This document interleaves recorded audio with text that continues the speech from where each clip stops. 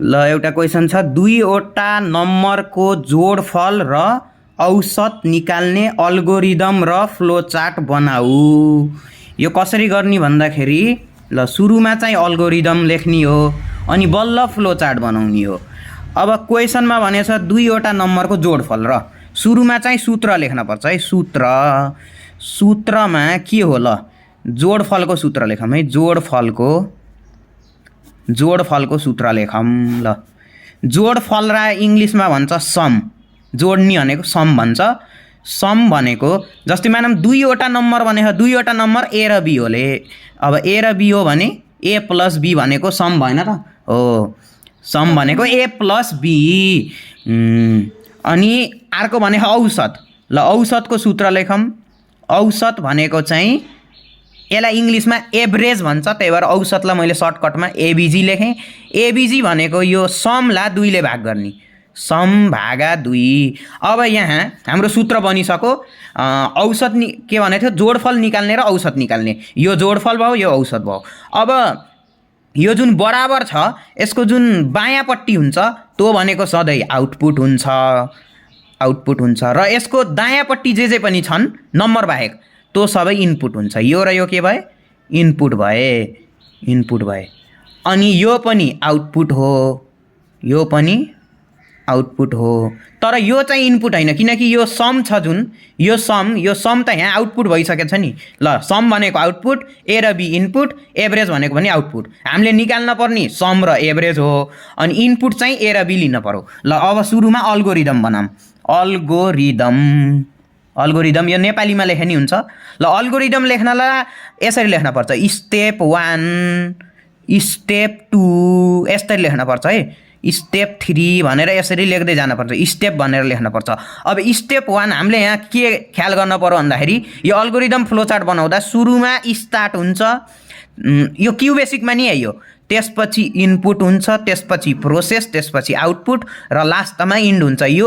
यो स्टेपहरू हुन्छ है सधैँ, सबै क्वेसनमा यो स्टेप हुन्छ। ल यसरी तलतिर जान्छ।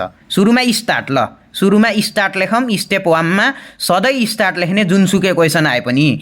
र स्टेप 2मा चाहिँ इनपुट। अब यहाँ हामीले आफ्नो सूत्रमा हेरौँ, इनपुट के छ, ए र बी छ नि इनपुट। त्यही भएर इनपुट लिन पर्यो। ल त्यही भएर इनपुट ए एन्ड बी भनेर लेख्न पर्यो। इनपुट लिने ए र बी, एन्ड भनेको र। ल ए र बी इनपुट लिने। अब 3 नम्बरमा के छ, यो स्टार्ट भयो, इनपुट भयो। अब प्रोसेसको पालि। प्रोसेस भनेको सूत्र हो है।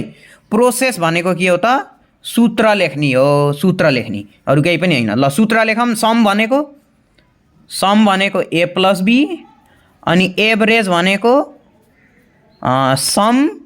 अब यस्तो भाग लेख्न पाइन्न है, यो खासमा क्यु बेसिकमा हो। अल्गोरिदम फ्लोचार्टमा पाए पनि क्यु बेसिकमा चाहिँ यस्तो भाग लेख्न पाइन्न। त्यही भएर मैले यसमा पनि यस्तोवाला भाग लेख्छु। यो भाग लेख्न पाइन्छ, यस्तोवाला भाग। ल समको सूत्र लेखेँ, एभरेजको सूत्र लेखेँ भनेपछि प्रोसेस पनि गरेर सक्यो। अब स्टेप 4मा के हुने रहेछ, स्टेप 4मा यो आउटपुट हुने रहेछ। आउटपुट भनेको के हो, प्रिन्ट हो, प्रिन्ट गर्ने। आउटपुट भनेको प्रिन्ट गर्ने भनेको के देखाउन, के निकाल्न भने हामीलाई जोडफल र औसत। जोडफल भनेको सम, प्रिन्ट सम, एन्ड भनेको र, एबिजी औसत। ल यो गरेपछि स्टेप 5मा चाहिँ इन्ड गरिदिने। ल सुरुमा सधैँ स्टार्ट लेख्ने, लास्टमा इन्ड लेख्ने, इनपुट अनि सूत्र लेख्ने अनि प्रिन्ट लेख्ने। ल यति हो। अब फ्लोचार्ट बनाऊँ। अब चाहिँ फ्लोचार्ट यो नेपालीमा लेखे हुन्छ। यो फ्लोचार्ट र अल्गोरिदम यो एथनसिम चाहिँ नेपालीमा लेखे हुन्छ। तर यो सबै चिज इङ्ग्लिसमा लेख्नुपर्छ। यो सबै चिजहरू इङ्ग्लिसमा लेख्नुपर्छ। ल फ्लोचार्ट चाहिँ सुरुमा यस्तो गर्ने। ल स्टार्टलाई यसरी स्टार्ट भनेर लेख्ने, यो अन्डा जस्तो बनाउने। अनि त्यसपछि यस्तो धर्को तानेर यस्तो देखाउने, यस्तो धर्को तान्नुपर्छ। अब चाहिँ इनपुट यही हेरेर लेख्ने हो फ्लोचार्ट, यही हेरेर बनाउने, अल्गोरिदम हेरेर फ्लोचार्ट बनाउने हो। अब इनपुट ए एन्ड बी यही जो लेख्ने। ल इनपुटको लागि समानान्तर चतुर्भुज बनाउने, यसरी समानान्तर चतुर्भुज। ल इनपुट ए एन्ड बी अब यसपछि फेरि एउटा एरो दिने। अब के आयो यो सूत्र, स्टेप 3 मा सूत्र छ नि। ल सूत्र लेख्न छ भने सूत्र भनेको प्रोसेसलाई हामीले आयत बनाउने हो भने थियौँ नि। ल प्रोसेस भनेको आयतभित्र लेख्ने। ल सम बराबर ए प्लस बी अनि एबिजी बराबर सम भागा 2 अनि फेरि यो प्रिन्ट सम एन्ड एबिजी। ल यसलाई प्रिन्ट आउटपुटलाई पनि के हो त समानान्तर चतुर्भुजभित्र लेख्ने हो। ल प्रिन्ट सम एन्ड एबिजी। ल अनि के गर्ने, यो स्टेप 5 इन्ड भनेको अब सक्यो, यो पनि अन्डाभित्र बनाउने इन्ड। ल यो भेरी इम्पोर्टेन्ट क्वेसन है।